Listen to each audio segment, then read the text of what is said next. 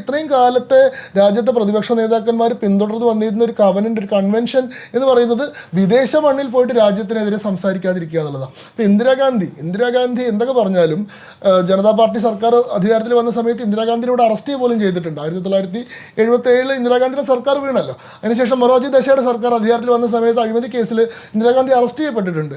അതിനുശേഷം ഇന്ദിരാഗാന്ധി UK പോയിട്ട് അവരോട് ഇന്ത്യൻ ജയിലുകളെ പറ്റിയിട്ടുള്ള അവസ്ഥയെ പറ്റി ചോദിച്ചപ്പോൾ ഇന്ദിരാഗാന്ധി പറഞ്ഞത് എന്താണെന്ന് വെച്ചാൽ, ഞങ്ങൾക്ക് 1000 അഭിപ്രായ വ്യത്യാസങ്ങൾ നാട്ടിലുണ്ട്, പക്ഷേ അതിനെപ്പറ്റി സംസാരിക്കേണ്ട സ്ഥലം ഇതാണെന്ന് ഞാൻ വിചാരിക്കുന്നില്ല എന്നുള്ളതാണ്.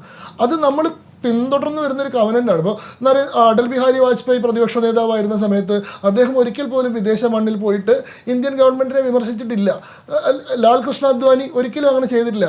നരേന്ദ്രമോദി അങ്ങനെ ചെയ്തിട്ടില്ല. പക്ഷേ ആ കീഴ്വഴക്കങ്ങളൊക്കെ കാറ്റിൽ പറത്തിക്കൊണ്ട് ഇദ്ദേഹം അമേരിക്കയിൽ പോയിട്ടും UK പോയിട്ടും ഒക്കെ ഇന്ത്യക്കെതിരെ നിരന്തരമായി സംസാരിക്കുന്നു. കമ്മ്യൂണൽ ഡിവിഷൻ ഉണ്ടാക്കാൻ വേണ്ടി വളരെ ബോധപൂർവ്വം സംസാരിക്കുന്നു. മാത്രമല്ല, വിദേശ രാജ്യങ്ങൾ ഇന്ത്യയുടെ ജനാധിപത്യ പ്രക്രിയയിൽ ഇടപെടണം, അമേരിക്ക ഉൾപ്പെടെ ഇടപെട്ടിട്ട് ഇന്ത്യയിൽ ജനാധിപത്യം പുനഃസ്ഥാപിക്കണം, നരേന്ദ്രമോദിയെ ഒരു പാഠം പഠിപ്പിക്കണം എന്നൊക്കെ ആവശ്യപ്പെട്ടാണ്. അതായത് ഫോറിൻ ഇൻ്റർവെൻഷൻ ഇന്ത്യയുടെ ഒരു പ്രതിപക്ഷ നേതാവ് വിദേശ മണ്ണിൽ പോയിട്ട് ആവശ്യപ്പെടുകയാണ്.